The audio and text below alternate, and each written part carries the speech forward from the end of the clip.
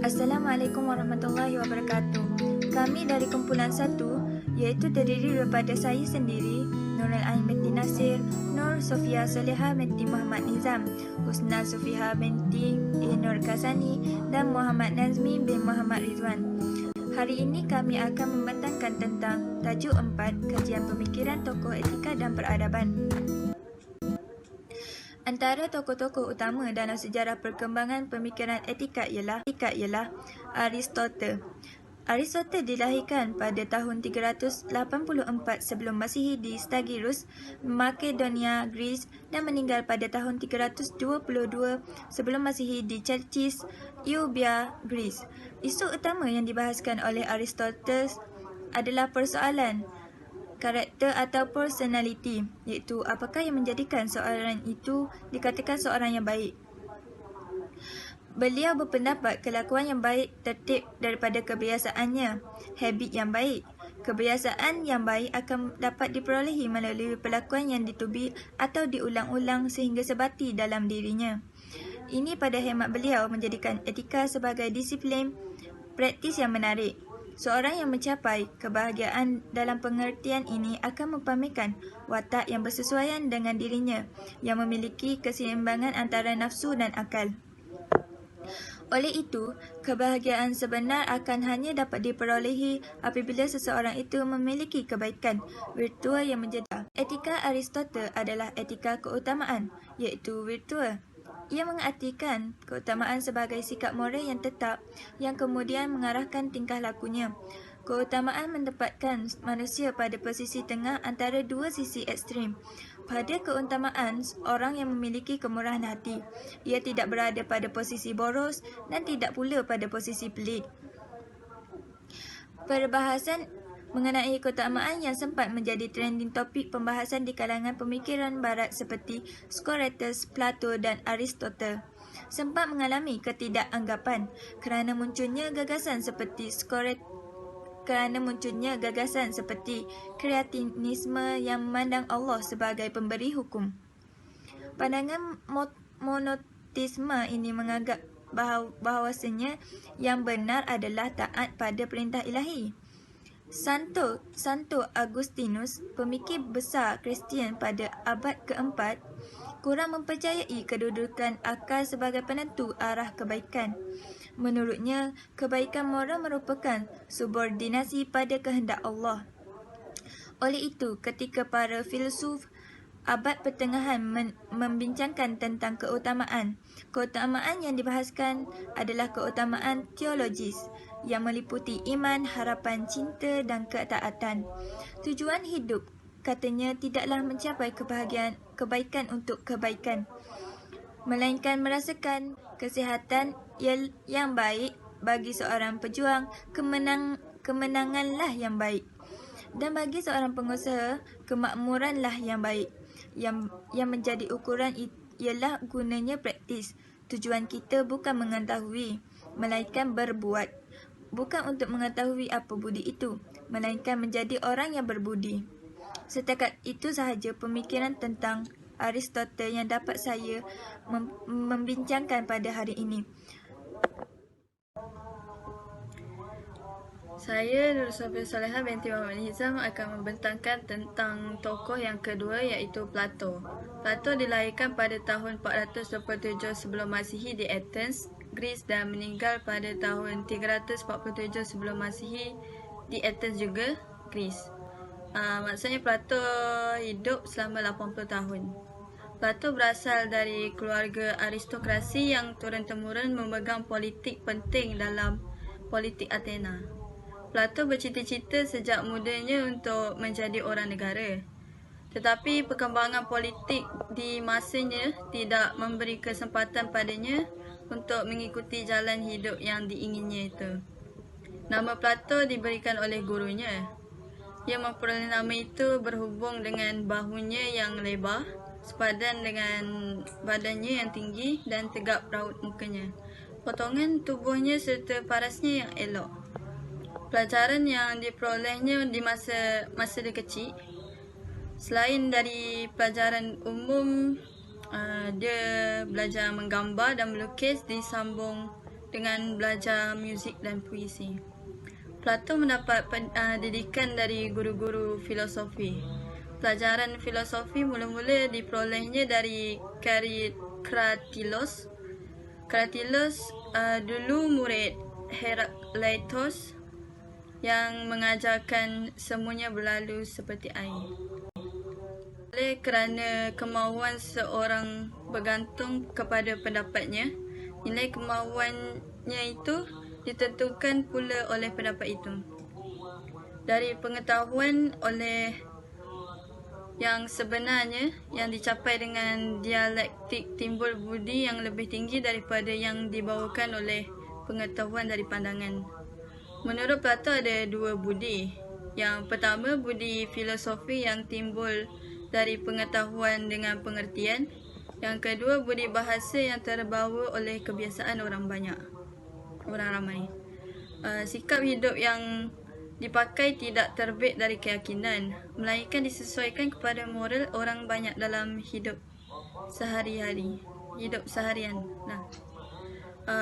Next, berpegang kepada etika eudaimonistik yang berteraskan nilai yang baik, iaitu virtue-based eudaimonistic ethics. Selain itu, beliau berpendapat kepribadian manusia berpusat pada jiwanya. Maka kebaikan moral menurut Plato berada di bahagian dalaman intelektual. Oleh sebab itu, beliau berpendapat kesejahteraan atau kebahagiaan manusia adalah matlamat tertinggi daripada setiap pemikiran dan tindakannya.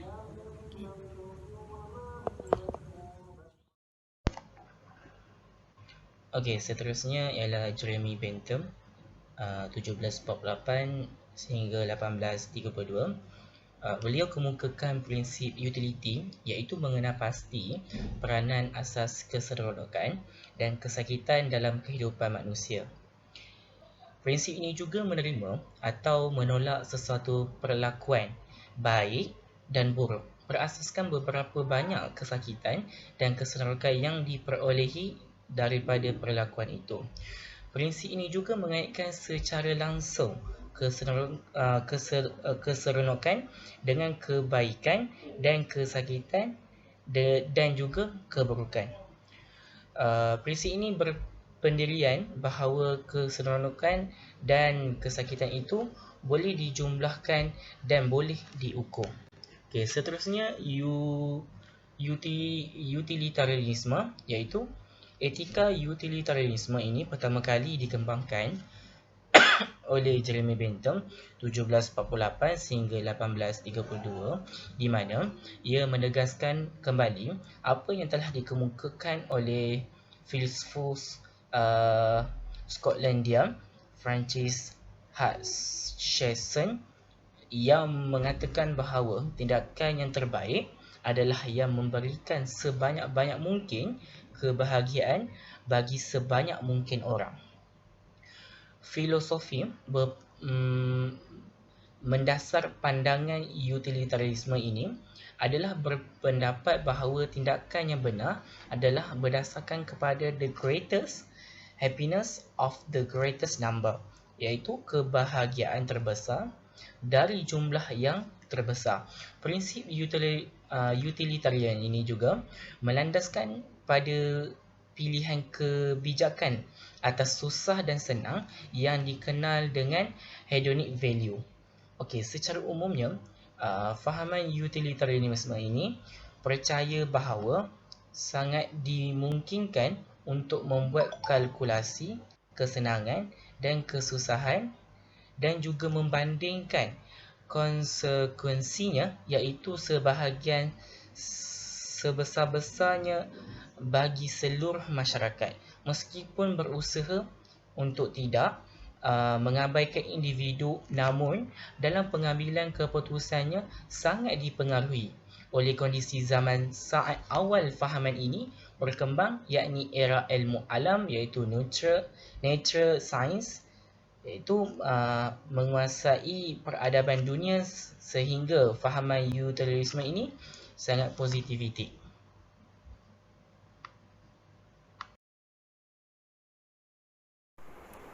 Okey, seterusnya kita akan membahaskan tentang John Stuart Mill. Tahukah anda siapakah John Stuart Mill? John Stuart Mill dilahirkan di Pentonville, dekat London, merupakan anak sulung daripada James Mill dan Harriet Barrow. John Stuart Mill merupakan salah satu filsuf berpengaruh pada abad ke-19.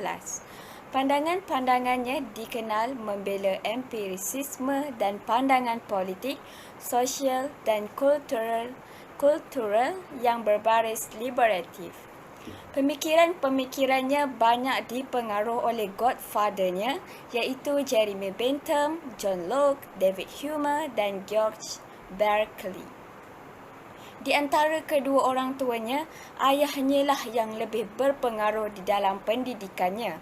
Sejak usia 15 tahun lagi, dia telah membantu ayah dia di East India Company sambil tekun mengedit naskah-naskah teori hukum setelah menolak tawaran dari beasiswa dari University Oxford dan Cambridge. Di antara pemikiran John Stuart Mill iaitu konsep utilitarianisme diakui sebagai teks liberalisme klasik yang penting. Buku ini membahas pentingnya prinsip do no harm to others, bahawa seseorang berhak melakukan apa pun sepanjang tidak bersinggungan dan mengakibatkan kerugian orang lain. Konsekuensinya, apabila perbuatan itu merugikan dirinya sendiri, orang lain maupun publik tidak berhak untuk mencampuri dan mencegahnya. Dengan kata lain, suatu aksinya itu tidaklah dapat dianggap mencelakakan orang lain walaupun telah bersinggungan dengan standard moralitas dan konvensi suatu masyarakat. Mill dalam On Liberty juga membela kebebasan berbicara, freedom of speech. Ia berargumen bahawa diskursus yang bebas diperlukan untuk kemajuan intelektual dan sosial. Pada awalnya, konsep utilitarianism digagas oleh Aristoteles dan kemudian Mill lah yang mempopularkannya sebagai konsep kebahagiaan tertinggi, the ultimate happiness principle. Konsep ni berbeza dengan Bentham yang menyamakan semua jenis happiness. Mill membedakan berbagai kualitas happiness secara terpisah. Ia menempatkan kenikmatan, pleasure, intelektual dan moral lebih. Dengan demikian, tingkat intelektualitas dan spiritualitas seseorang menentukan kualitas kebahagiaan seseorang. Kesenangan sesaat iaitu simple pleasures kebanyakan dinikmati oleh mereka yang tidak mempunyai pengalaman maupun mengalami pencerahan mengenai kesenian dan kemurniaannya. Dengan alasan ini pula lah Mill mendukung regulasi memberikan hak voting lebih bagi para lulusan universitas kerana mereka diyakini mempunyai kemampuan menilai yang lebih baik daripada mereka yang kurang berpendidikan. Kerana keyakinan ini, Mill sangat mendukung kegiatan-kegiatan pengintelektualisasian seperti pemberian beasiswa bagi mereka yang membutuhkan dan berbagai peningkatan kesempatan belajar lainnya.